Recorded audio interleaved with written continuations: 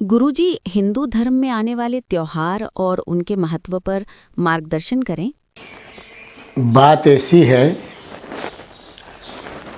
कि हर जन्माष्टमी और हम रामनवमी को कोई राम जी का जन्म नहीं होता, लेकिन मनुष्य के जीवन में वो त्योहार, वो उत्सव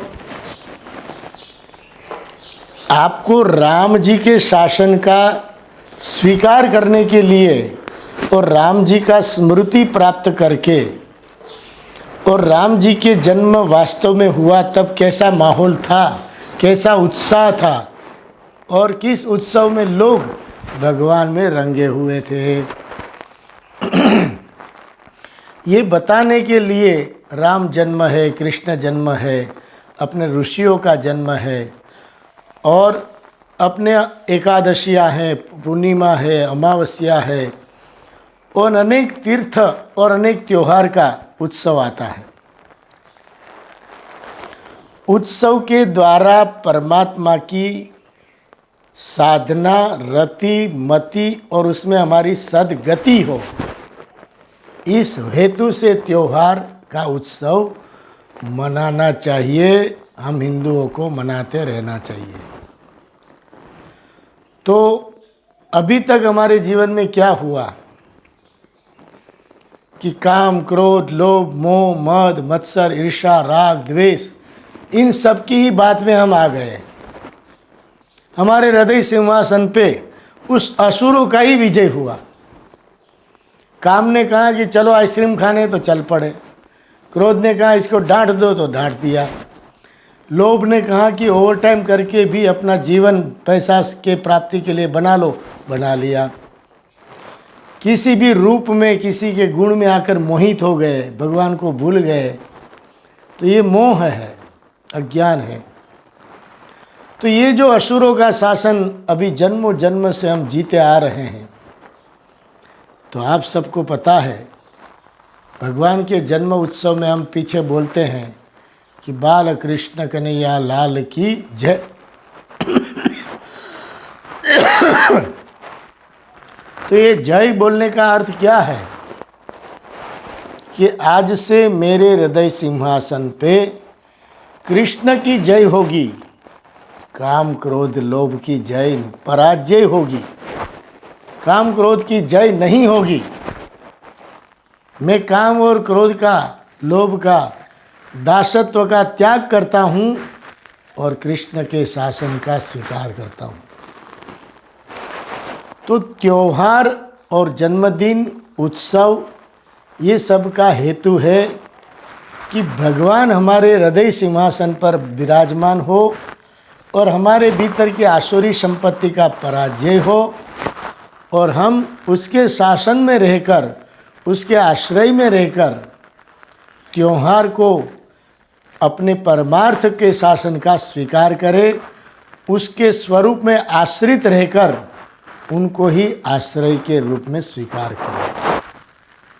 आश्रय आश्रित संबंध की स्थापना त्योहार का, उत्सव का मूल हेतु है और उस आश्रय आश्रित संबंध से हम भगवान के कृपा पात्र बने, उसकी कृपा का आस्वादन करें, उसके सानिध्य की अनुभूति करें और उस अनुभूति करते करते हम संसार से असंग हो जाए और भगवान से ससंग हो जाए।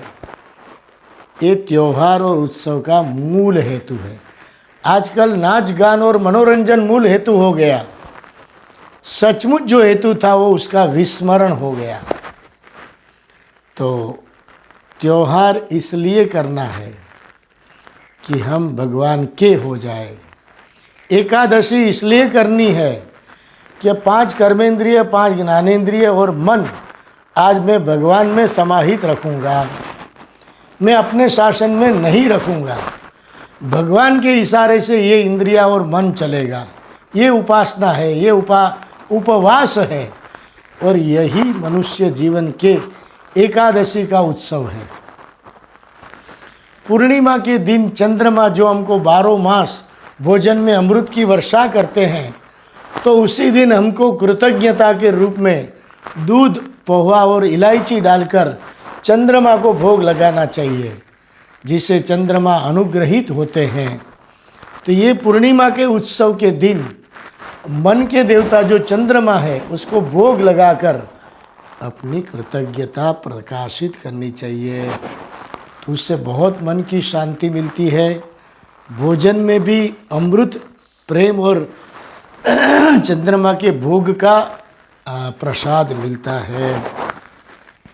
सूर्य भगवान को सुबह सुबह अर्घ्य दिया तो अर्घ्य से उनके जो प्रकाश है, उनका ज्ञान है, और उनके प्रकाश से हमारे जीवन का जो अंधकार है उसको मिट जाता है। और हमारे चक्षु इंद्रिय के देवता भी सूर्य है, तो हमारे चक्षु में ओजस भी वही प्रकाशित करते हैं।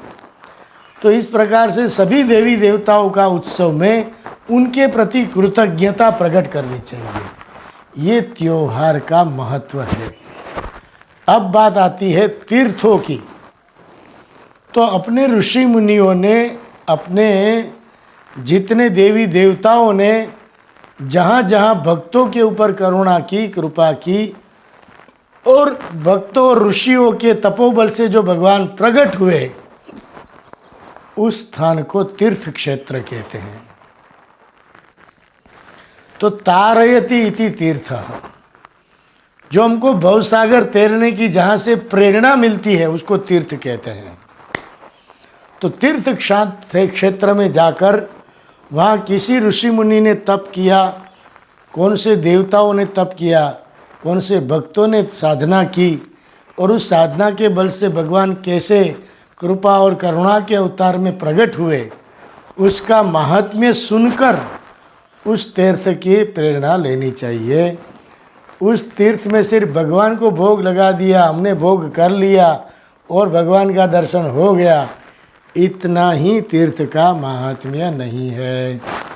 तो तीर्थ में जा कर के हमारे ऋषि मुनियों ने, देवताओं ने, ऋषियों ने, भक्तों ने जो तप करके भगवान को प्रकट किया, उसका महात्म्य सुनना चाहिए और वहाँ से प्रेरणा लेकर अपने जीवन को भी पावन करना चाहिए।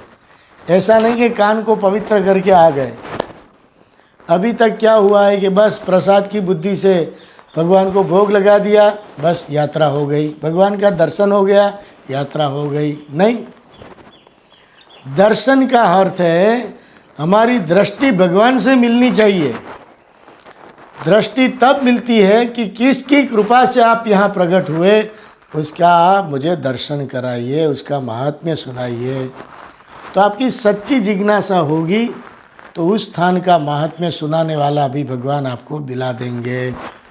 तो हर क्षेत्र में कोई ना कोई महापुरुषों का तपोबल होता है। जैसे अभी हम कोटेश्वर में बैठे हैं तो याज्ञवल्क्य ऋषि के तपोबल से यहाँ कोटेश्वर महादेव प्रकट हुए। तो ये याज्ञवल्क्य की कृपा से, उनके वाइब्रेशन से हमें प्रेरणा लेनी चाहिए और उनके आशीर्वाद लेकर हमें याज्ञवल्क्य के आशीर्वाद को अपने जीवन में लाया करके चरितार्थ करना, यह हम मनुष्य जीवन का कर्तव्य है। तो सभी तीर्थ में जाकर सिर्फ बाह्य भोग लगाना और दर्शन करके आ गए, इतना ही तीर्थ क्षेत्र का महात्म्य नहीं है। वहाँ के महात्म्य को सुनो, वहाँ किस ऋषि ने तप किया वो सुनो, उनके तपोबल में क्या साधना थी, क्या साधन था, और किन की कृपा से ये सब चरितार्थ हुआ, ये दर्शन अपनी दृष्टि में मिलाना, उसको ही तीर्थ दर्शन कहते हैं।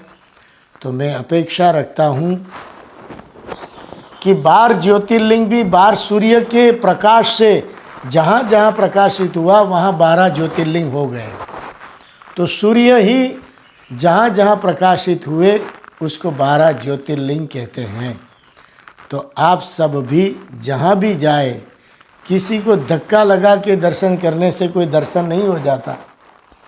भगवान के साथ दृष्टि मिला के दर्शन होता है।